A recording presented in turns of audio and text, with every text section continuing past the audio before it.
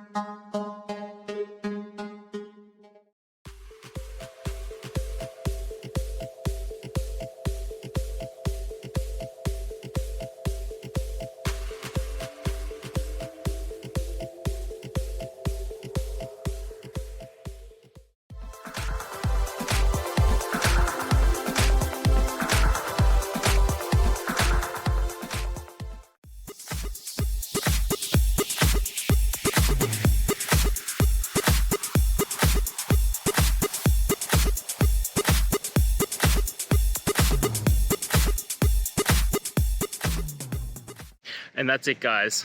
We've gone through. I hope you found your resolution and found the answer you're looking for. If it helped, please hit subscribe. I really appreciate it. And be on the lookout for more technical help videos. Have a good one.